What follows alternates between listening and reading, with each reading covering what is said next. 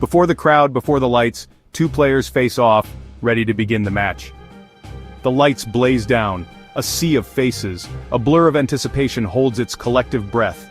You can feel the electricity crackle in the air, a tension so thick you could slice it with a racket string. The server tosses the ball, a perfect golden arc against the deep blue of night. For a split second, absolute silence. Then, a blur of motion, an explosion of power. The crack of the racket is a gunshot in the night. It echoes through the stadium and in the hearts of millions. It's a primal sound, a declaration of war on a 78-foot battlefield. This is tennis.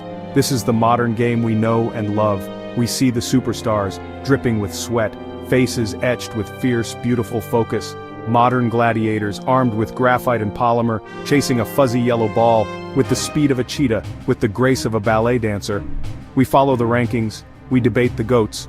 We live and die with every unforced error, and every blistering ace down the tee. The money is staggering, the fame is global, the pressure is immense. It feels polished, perfect, utterly a product of our modern high-tech world. A spectacle of athletic genius, a drama in 3 or 5 acts under a global audience. But what if this whole grand spectacle is built on a lie? Not a lie, a secret. A hidden history far stranger, far grittier. A whole lot more chaotic than you can imagine. The soul of the game wasn't born on pristine lawn courts. Let's rewind the clock. Way back. We're talking 12th century France. Forget the sun-drenched courts of Melbourne or the manicured lawns of Wimbledon. Picture this instead. The shadowy, echoing cloister of a monastery. Monks, tired of endless chanting and quiet contemplation, needed an outlet. So they started a game. They'd find a courtyard, stretch a rope across the middle, use the sloping roofs and the cloister walls as part of the playing area. There were no rackets. Not yet. They used their hands. The game was called jeu de paume, literally the game of the palm. It was raw, it was simple, it was addictive. This wasn't a gentle pastime. It was a physical, demanding contest. Players would slap and punch a crude ball, often a wad of wool or hair wrapped in leather. The hands would get raw, blistered, bloody. It was a test of endurance and pain tolerance as much as skill. The scoring system we use today, 15, 30, 40, has roots in these medieval contests. Some say it was based on the hands of a clock. Others point to the currency of the time. Nobody knows for sure. Which adds to the mystery. Soon the game escaped the monastery walls. It spilled into the streets and into the castles of the nobility. You can only beat a leather ball with your bare hand for so long before you start thinking there has to be a better way. The pain, the blisters, the broken fingers. It was brutal. The first solution was simple. A glove. Players started wearing thick leather gloves, some with webbing between the fingers to get a better strike on the ball and save their hands. This was the first piece of equipment in tennis history. It was a small change, but it was a game changer. It allowed for more power, more control, longer rallies. The game was evolving, driven by the simple human desire to hit the ball harder without ending up in agony. But a glove can only do so much. The real revolution came with the invention of the racket. First came a sort of paddle, a solid wooden bat called a battoir. Then someone drilled holes and threaded the frame with string. The first rackets were clunky, asymmetrical things.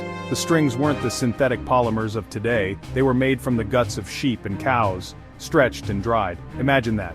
The tool that would one day be used by Federer to hit a sublime backhand winner started as a wooden frame strung with animal intestines.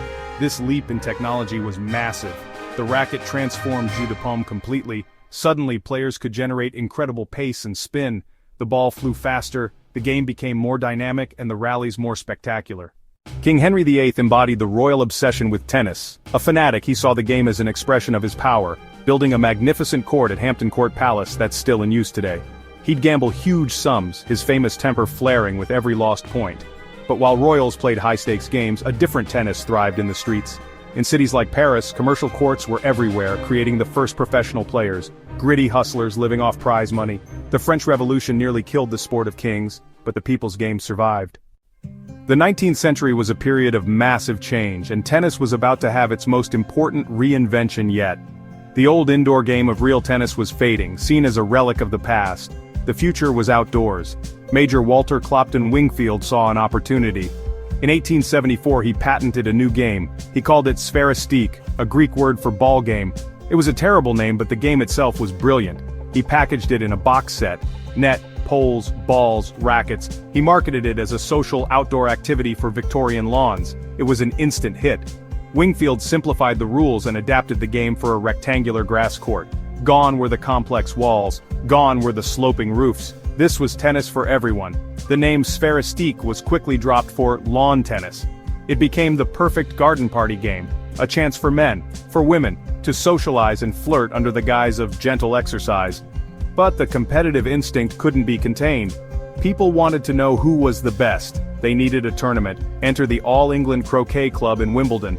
The club needed money to repair a broken lawn roller. In 1877, they hosted a lawn tennis championship. They put an ad in the paper. 22 men paid a guinea to enter. Rules were standardized. Court dimensions were set. A new era was born. The winner, Spencer Gore, walked away with a silver cup and 12 guineas. He became the first ever Wimbledon champion.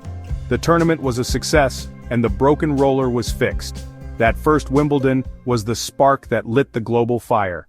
Under the stadium lights, the rackets are space-age and Hawkeye challenges every call with digital precision. It all seems a million miles from a drafty monastery courtyard. But look closer. Watch the player's eyes. See that same intense focus, that same burning desire to win. That fire is timeless.